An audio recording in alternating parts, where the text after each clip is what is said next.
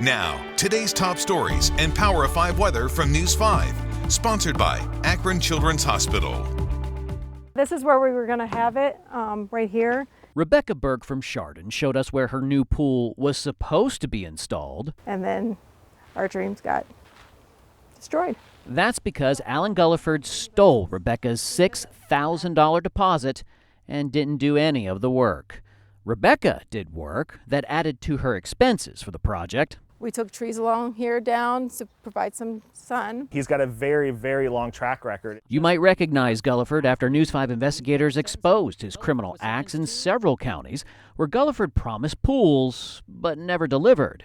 In fact, we showed how various prosecutors and judges let Gulliford out on bond or probation despite similar contractor convictions. Mr. Gulliford was a very good liar. Well, after our story aired, all rise. Court is now in session. Gulliford's problems We're on the record on 2 matters. Caught up with him in Geauga County. Both of them are known as State of Ohio versus Alan D. Gulliford. Gulliford pleaded guilty to not only Rebecca's case, I do want to go over the maximum possible penalties with you. but in the case of Deb Krebs from Parkman, both women in court to hear what they've been waiting for a long time. Do you admit that you committed the acts which constitute the crimes charged in the plea agreement?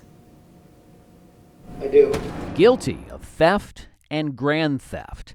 And if you thought Rebecca's $6,000 was bad, tell us what that $33,000 means to you. Oh, yeah, that was like our life savings. He took $33,000 from Deb for a pool that never came. He even talked us into getting a slide for my grandkids because, they were just going to enjoy that so much. Gulliford faces 2.5 years in prison, but there's a plea bargain on the table of just 9 months. It took me over 5 years to save that money up. I think he should at least do that amount of time. If that bothers you, and it bothers me. Gulliford even defied Ohio Attorney General Dave Yost's ban on Gulliford doing any kind of pool business by continuing to take customers' money. Yost says, well, look, probation is fine and all, but sometimes it doesn't work for people like Gulliford. If we're going to let them do it over and over and over again, what we're telling them is that there's no penalty for being a predator. How is that justice? Rebecca, who is an injured veteran from the Navy, just wanted a pool to help. It would be a great way to, do some aquatherapy, spend some time in the pool that's not like in physical therapy or at the chiropractor. And she and Deb are upset that the courts didn't know about Gulliford's past. The state has just been made aware he has multiple active warrants in surrounding counties. That's one thing I would like to see come out of this.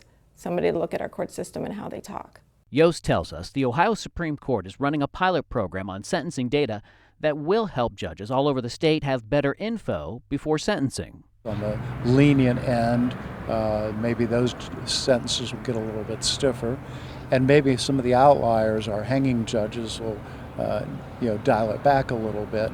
In the meantime, Gulliford claims he doesn't have any cash. We would ask the court to appoint the public defender's office and waive the indigent application fee. Because he has no money? What do you do with all this money? And Gulliford's victims continue to be well beyond frustrated. I feel victimized again because he's getting all these rights and I feel like I don't have any.